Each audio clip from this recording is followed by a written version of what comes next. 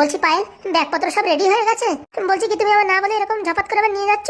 আমি তো ভাবছিলাম কদিন আমার দাদু বাড়ি থেকে ঘুরে আসবো। আরে বাবা, তোমার দাদু তো এখানেই আছে, দরকার হয় দাদুকেও নিয়ে যাবো, কোনো সমস্যা নেই। আমার কত বন্ধু বান্ধবী আছে, তাদের সাথে দেখা না করে আমি ব্যাঙ্গালোরে চলে যাবো? আরে বাবা, ব্যাঙ্গালোরেই তো যাচ্ছি, এমন তো না যে ভারতবর্ষ থেকে আমেরিকায় চলে যাচ্ছি। তবু কতটা দূর, প্লেনে যাবো তো ভারী জোর এই 1.5 ঘন্টা সময় লাগবে। তবু একবার আমার বাড়ি যাওয়ার দরকার ছিল।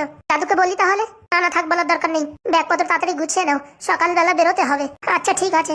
কটার সময় বাড়ি থেকে বেরোতে হবে? ওই তো আমরা এই 5টার দিকে বেরোবো। অত সকালে? হ্যাঁ, ওই 2-3 ঘন্টা আগে যেতে হয় তো এয়ারপোর্টে। ঠিক আছে। বলছি তাড়াতাড়ি ব্যাগটা গুছিয়ে শুয়ে পড়ো, নাহলে সকাল সকাল উঠতে পারবে না। তুমি তো আছো নাকি? বলছি কি পায়েল, তুমি এরকম রেগে রেগে কথা বলছো কেন? আমার গয়ের ভাই যে ওরকম। ঠিক আছে, তুই হচ্ছে একটা আস্ত শুয়োর। কেন ঠাকুমা?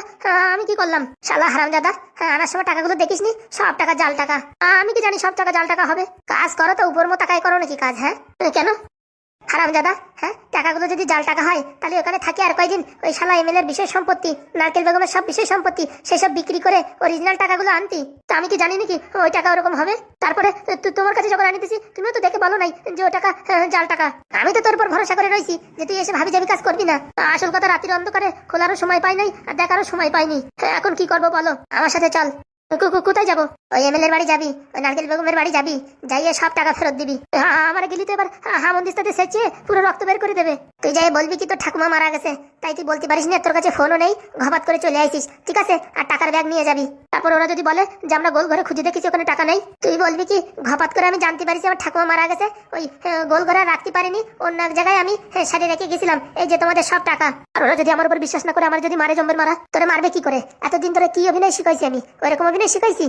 না না, সে তো ঠিক আছে। আর এতদিন তুই ওদের উপর কি বিশ্বাস জোগাইছিস, হ্যাঁ, যে তোর উপর বিশ্বাস করবে না? তারপর যদি বলে একটা ফোনও তো করলি না কারোর ফোন দিয়ে। আগেই বলেছি ফোন ইউজ করিস না তুই, কিসের জন্য বলবি? আমি কারোর ফোনও ইউজ করি না, তোমাদের নাম্বারও মনে ছিল না যে ফোন করবো। এতদিন হয়ে গেল, এখন গেলি কি বলবে কি না বলবে কে জানে। ঘন কথা বলিস না, টাকার দরকার। ওইরকম দুটো খাজানা আর কোথাও পাওয়া যাবে না। নারকেল বেগম তোর উপরে বিশাল ভরসা করে, বুঝতে পারিস? ওর বিষয় সম্পত্তি সব লুটমার করে আনতে হবে। আর ওই যে এমএলএরও যত জায়গা জমি আছে সব বিক্রি করাইয়ে ওই টাকা পয়সা আনতেই হবে।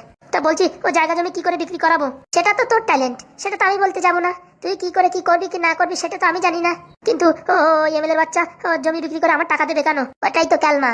এমএলএর ছেলের বিয়ে হয়েছে না, ওই ছেলে বৌমার ভিতরে এমন বিষ ঢুকাবি যেন ওরা আলাদা হয়ে যায়। আলাদা হয়ে গেলেই বিষয় সম্পত্তির ভাগ চাইবে, তখন হাবি জাবি করে টাকা পয়সা, আবার যখন বেচাকেনা হবে তখন মালপত্র আমার সাপ্লাই করবি। কিন্তু আমার মন বলছে এবার ধরা পড়ে যাবো। ধরা তুই পড়বি না। আর ওই ফুটোদের বাড়ি টাকা রয়েছে না? হ্যাঁ, ওদের বাড়ি 2 কোটি টাকা আছে। ওইসব টাকা পয়সা আনার দরকার নেই, সব শালা জাল টাকা, বুঝতে পারিস? ফুটোরা তো তোর উপর বিশ্বাস করবে। হ্যাঁ, তুই বলবি যে আমি যদি সেরকম চিটিংবাজি করতাম তাহলে তোমাদের বাড়িতে টাকা নিয়ে যেতাম না, ঘাপাত করে আমার ঠাকুমা মারা গেছে, আমি আর এদিক ওদিক